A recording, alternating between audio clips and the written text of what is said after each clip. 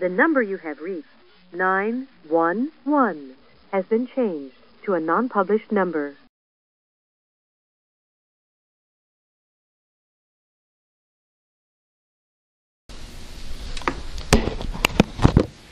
Okay, this is Detective White with the Arizona Special Investigations Unit, badge number 4932. Also present is SIU. Where are the originals kept? Payroll has those. Payroll. Yeah, so Peggy Ware or Heidi Turner would be able to provide you with those original documents.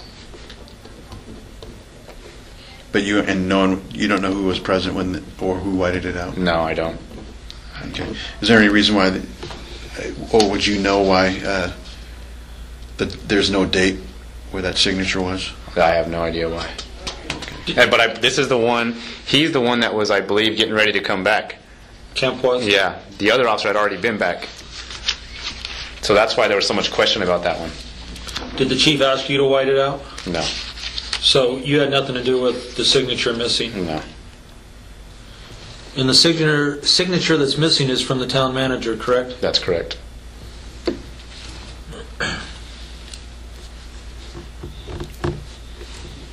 And are you aware of any other leave forms that might have been whited out? Not specifically, but I've had officers tell me that their time cards have been changed without their approval. Officer Michelle Norris specifically came to me a few times telling me that her hours were not correct and that her hours had been modified.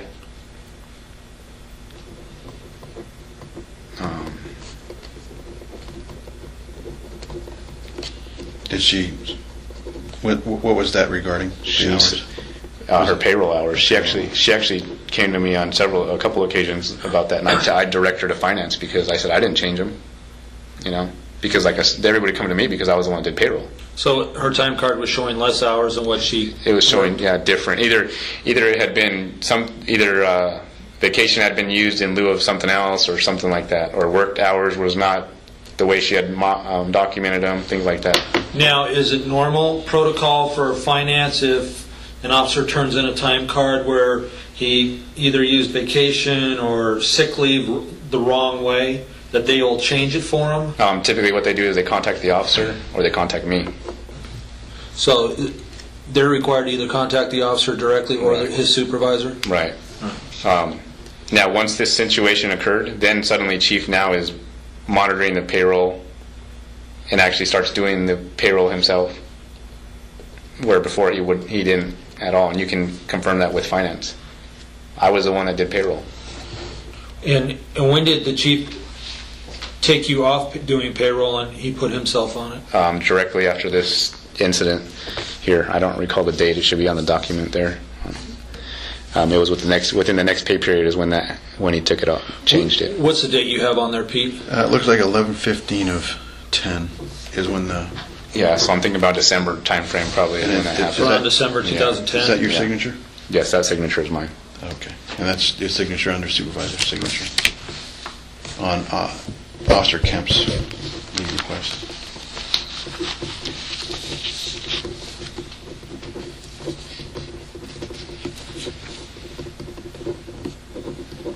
I also did speak with, he's no longer employed here, but Sergeant Jason Perkinson was formerly employed with this department. He works in Washington now. And he did tell me that on his last children that were born while he was employed here, he did take 50-50 sick and vacation time. And it was approved? And it was approved. And who was the chief at the time? Jeff Gilbert was the chief for one of the children. And you said Jason Perkinson? Perkinson. Mm-hmm. Because I called him right after this incident because we still maintained communication as friends. And I said, hey, I just need to know something because I got a problem down here. And he said, no, I took 50-50. I said, okay, I just want to make sure because I thought you did too, but I didn't want to say you did and I not have the correct information. He goes, no, I did. I said, okay. He goes, I don't remember if it was comp or vacation, but he goes, but it was 50-50. Of one of those? Yes. Now, is payroll in this building? Yes. Okay. What do you know about the investigation of sexual misconduct in Officer Starr? I don't know too much about it. I don't know the date. I was I believe I was en route home, or I'd just gotten home from duty. Officer Dominguez calls me and tells me I got a problem here, and I said, okay, what's the problem? He says, I just contacted by this individual by the name of Stephanie Pepper, stating that Officer Starr is having sexual relations with a girl by the name of Nick. And I said, okay, do you need me to come back? He goes, no, I just called Chief too because I couldn't get a hold of you the first time I called you, and he's en route over here. I said, okay. I said, well, if you need me, give me a call back. Well, he did call me later, and he said, well, Chief, I provided the information to Chief. Chief said he's going to take care of it. I said, okay, I just want to make sure. He goes, no problem. He goes, I'll let you know anything further I hear. So at that point, it was my understanding that Chief had taken care of it. At some point after this incident, he came to me about it. I spoke with Officer Starr and advised him that, you know what, I don't know what your relationship is with this girl. He told me that she was an informant to him. I said, well, if she's a minor, it doesn't need to happen. You need to have an adult with you, or you need to cut ties with her. Later on, apparently, Officer Villafana had another incident where he had received information also about this situation, brought it to Chief's attention again. The Chief, I believe, told him that it was taken care of. And the officer said, well, I got information from, I can't remember if it was the father or the uncle or both of them together. It says it's still going on? It says it was still going on. And because the mother had showed up at the police department at one time screaming and yelling outside the front of the police department. And you could tell Chief, from the information I received from Officer Villafana, that you could tell Chief was kind of surprised that this had come to this. But I know that he had been spoken to by numerous officers advising him that this information had come about. And he told us that it was handled. Do you have a town policy regarding minors being informants? There's no policy. Okay, how about a policy about if you're going to have a CI, they have to be on the books and everything documented? And I don't recall if that's a policy either. But you know, he was told that that's a minor, and our policy does state if you're going to contact a minor, they need to have an adult present. So I'm not exactly sure a year later, but it's close to a year later. Then all of a sudden this thing pops up again. Now the stepdad is coming into town council meetings, and he's got papers and and speaking at Call to the Public about this wasn't investigated. They're trying to cover up this and that. And Officer Starr's still employed at the time. When was the original report? What year?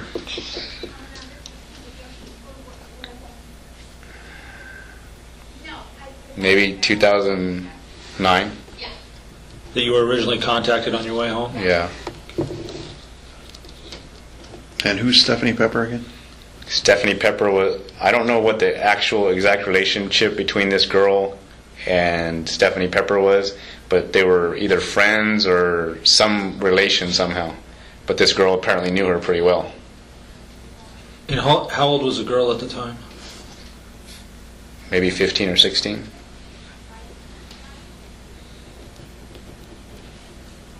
And how old is Stephanie? Stephanie's about 30, maybe 29, 30. She still live in the town? No, she moved to Chandler. But she has family still in town. And so she basically told you that she told Officer Dominguez. She told Officer Dominguez. Yeah, I don't know what happened. They were at the town park, and there was some function going on there, and she came and told Officer Dominguez this. Okay. And that's when Officer Dominguez calls me, because I'm his direct supervisor at the time. And then you relayed that to the chief. He relayed it to Chief, and then Chief also called me, and I told him, yeah, Dominguez called me, this is what's going on. Okay. And that he said that he was already on it. Is Officer Dominguez still working? Yes. No, he's on admin leave. But yeah. But he's still in town? Yes. Does he live here in town? Parker. Mm-hmm. Do you know the outcome of the investigation, or if there was one done? When I said like a year later, all of a sudden this thing came up again. At that point, all of a sudden there was this investigation being done now by Sergeant Frausto and Chief Gilbert. So in a department meeting, and this is either like May or June of 2010, I believe.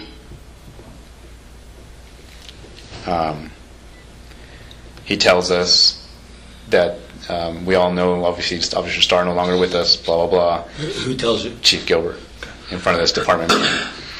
I can't get into details, but I can tell you that Officer Starr was not terminated for misconduct with a minor. Now, how come you can't get into details? He said it was ongoing still through post. The chief did? Yeah. Okay. So it's, according to him, it's an ongoing investigation. Right.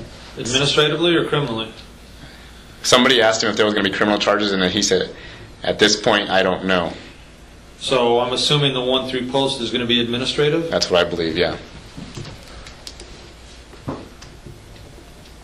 So he tells us, what I can tell you about that is that he wasn't terminated for the misconduct that is being alleged publicly, but for lying during an investigation. An administrative investigation? Yeah. So everybody starts asking him questions, and I think he kept saying, I can't answer that, or you'll have to wait, and things like that. But everybody's just like, people are coming to us asking us stuff, and then there's also just people are bashing the police department, saying that they don't want to be pulled over by Quartzsite PD, that you better call DPS or something because they're a bunch of rapists. So this is one of the other reasons why the officers were so pissed off about the fact that nothing was done. Because it makes them, yeah, they feel the brunt of it. Right, they're going out there making traffic stops, and then when they're contacting people, people are lashing out at them or treating them negatively or whatever. I think at one point Officer Villafana goes to arrest a female who's being disorderly, and what is her name? Karen Heron, which is it's also that's her maiden name. She's married, so I can't remember what the other name is, but she's being disorderly, and then during the video, she's sitting there saying, you're a rapist, blah, blah, blah. I mean, just throwing this stuff out at the guy. Of course he's going to be upset about it. So he brings that to the chief's attention, too. If this would have been taken care of when it was supposed to, we wouldn't have this problem kind of thing.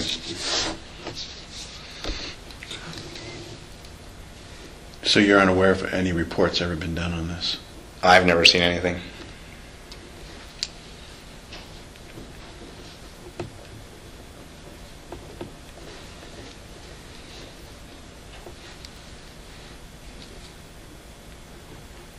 And has he ever mentioned that the whole investigation's over with? Or? I did hear through rumor mill that Officer Starr did have his hearing recently, but I don't know what the status of it is or the outcome. With post? Yeah, with post, and that's the last I heard. And that wasn't even from the department. It was from people at the sheriff's department telling me, because it's been kept pretty hush hush. We were even directed not to discuss it outside of that meeting. And everyone that's currently working for the Quartzsite Police Department knows about this whole affair? Yeah. Okay. Who I'm sorry, hold on. Maybe Rick Patterson and Fabiola Garcia may not know because Rick was recently hired, and Fabiola, I don't know if she was working at the time or if she was still maybe even a reserve or something. So those two people may not have knowledge of it. And how about Candy Conley?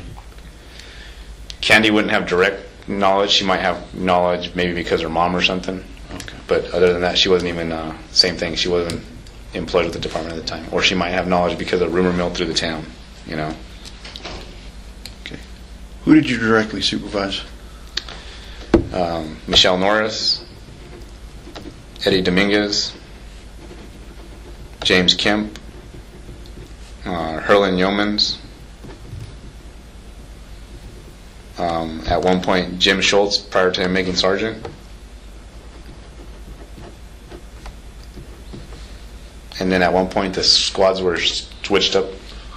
So I had Rubalcaba was on my squad for a short time before I was transferred to narcotics. I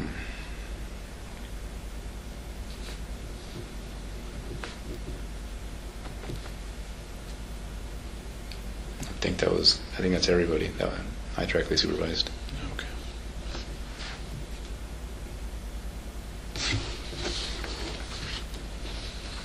And getting back to the chief directing or asking people to make these stops, all these people, Officer Rucava, Schultz, Yeomans, Kemp, Dominguez, and Norris, you all directed them to... Rubalcaba was not on my squad during the time of many of these things, but in speaking with him, he had said that he had been directed to target individuals when he was on the other squad. Right. Chief tried to keep the two squads pretty divided, so you wouldn't really know what's going on in the other squad. And the officers, even, just little things just to pit each other against each other. There was so much turmoil between the two squads, it wasn't even funny. And speaking to other department, the Quartzsite Police Department, I spoke with officers there several times, and they'd say the same. He did the same thing down here. And is that where he came from? Was Crit? Yeah. How long has he been chief? For you guys, a little over 5 years. Okay. Are there any other issues you wish to address which weren't previously discussed in this interview? I don't think it really pertains to this, but the fact that I believe that my termination was retaliation for me bringing forth these allegations against the chief. I think I told you guys that when I first talked to you guys, that he would probably retaliate against us. And that all adds up to the whole reason why I don't have confidence in his leadership abilities. I don't feel that he's fair and impartial. I don't feel that he leads as a leader should. He divides people. That's not a true leader. You try to empower your people, bring them together, unite them. That's the definition of a leader to me. But that's not criminal. No. I think that's everything that we discussed, I think, is all the criminal things that I have. Do you have any questions? What are we looking at time frame wise, if I can ask that? We'll do that off tape. Okay, sorry. But I got a couple questions. Okay. Now, I know you said you talked about retaliation. And how long? You've been with the department for 11 years, I believe you said? About 11 years, yeah. And during the 5-year tenure of the chief, how much retaliation have you seen if you oppose him? When did it start? When did it start?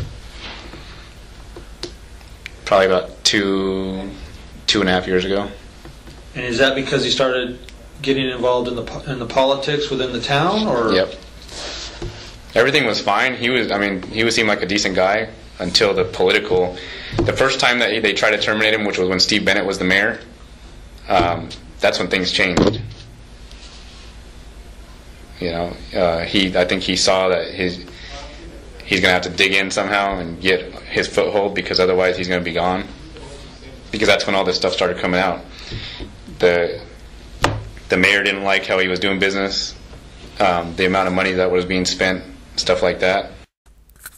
Okay, this is the continuation of the interview with William Ponce. The time is now 8:57 hours. Okay, and what we were discussing was when the chief got into politics. You said approximately 2 years ago, 2.5 years ago? Yeah, probably. And at that point, now prior to that point, had he ever asked you guys as officers to start targeting people or running? No. To your Not knowledge? to my knowledge. He never asked you or anyone else. And you probably would have heard from your other officers if he had been asking those officers directly to do that, correct? Yes, I believe, yeah, they would have told me. Because as soon as he started doing that, you started hearing from your officers. Yep. They would call you up and ask you for advice. Right. So prior to getting into politics, he never asked you guys to do that. No. And he was okay to work for the most part. Yeah. Obviously, there were some things that... Right, any leader has, any Right. supervisor has. They might have some idiosyncrasies, but no, for the most part, he could be dealt with. And there was no friction between the squads, other than just normal stuff. Yeah, other than you didn't put gas in the car, so when Right. I came to work there was no gas kind of thing. No, it was little things, and they just started getting bigger and bigger. And the other squad predominantly was the younger guys, for the most part, and they pretty much would just do what they're told. They wouldn't question things. Well, most of my people were Officer Norris, who's been 14 years,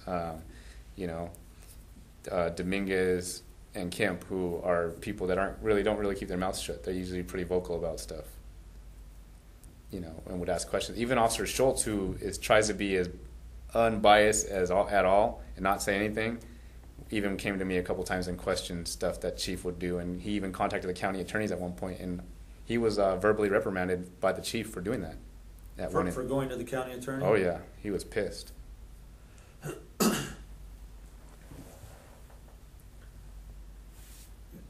Now, our investigation is strictly targeting the criminal aspect of the Chief, mainly as sieges. And the officers that were under you or on the department would have direct knowledge of being asked by the Chief Yes. to target certain people? Yes. Now, And some of the other officers also. What's the population of Quartzsite, roughly? Roughly 3,500. So you pretty much get to know almost everybody in the town in one way or another. Yes. Now, I'm going to throw out a scenario for you, and you can answer it however you want. Because you know almost everybody in town one way or another, if you knew someone was running around town with expired tags,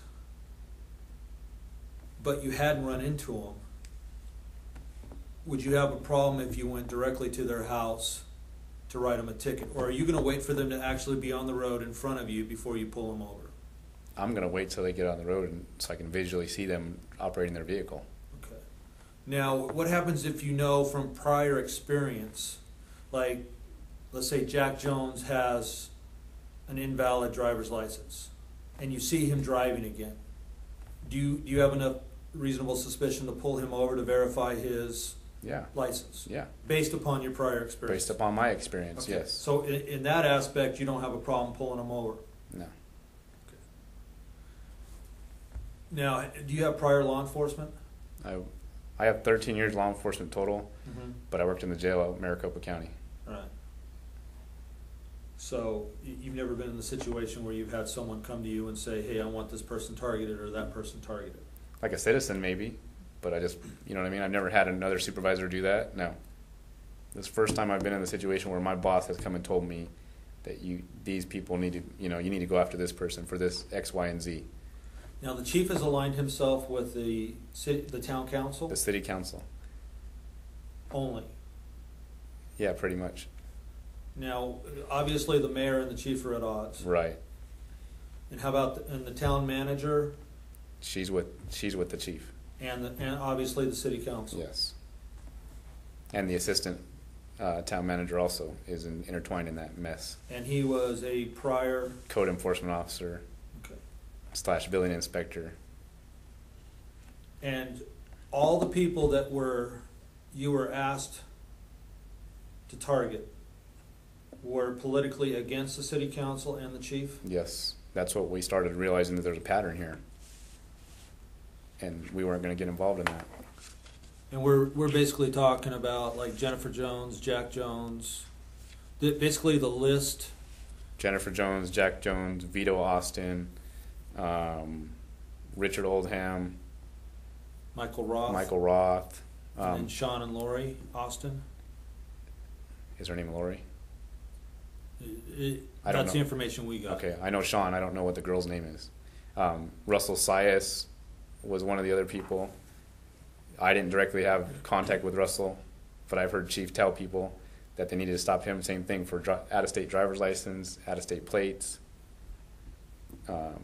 These people, and that's why I said these are all people that were either running for political office or supported certain people in political offices, or that were trying to run for political offices. Now, prior to these people, or you being asked to target certain people, what type of contact had you had with, let's say, Jennifer Jones? Any personal contact with her at all, as far as a traffic stop, a call for service out to her residence? I think the only time I ever had, and it wasn't even really contact, was they were widening the road or doing something on Main Street, and her business was set up near one of the RV parks right there by the main drag. and she was there with her dog thing at that time, and I didn't even know who she was. It wasn't until I had knowledge of her was whenever the issue became regarding the 2 officers and the animal control going over there was when I find out who she really is. But prior to that, you really hadn't had any problems with her? No. Hey, how about any of the other people that you were asked to target? Vito Austin, he was always a loudmouth, but I never had any real problems with him. I could always deal with him. Mm-hmm. I could get him to calm down. He was just a knucklehead, just always talking, just running his mouth. But I never had any real problems with him. Just normal Yeah. calls for service? Yeah. We were also told to target the Grub Steak Bar For what reason? because there was a certain council member who had a problem with the loud music coming out of there. Who lived nearby? Who lived nearby. And same thing, at that time I told Chief, I'm not going to go cite those people. I said, I've sat over there with my car turned off and listened to see if I hear any music, and I don't think that the music is out of, where it should be. Did an officer ever go over and cite them? Several officers went over there. Do you know who the owners are of the Grub Steak Bar?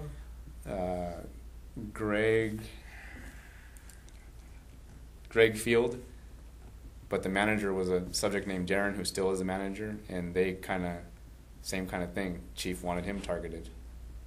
Darren? Yeah, Darren's a loudmouth. You know what time the Grub Steak Bar opens? I think they open for lunch at noon.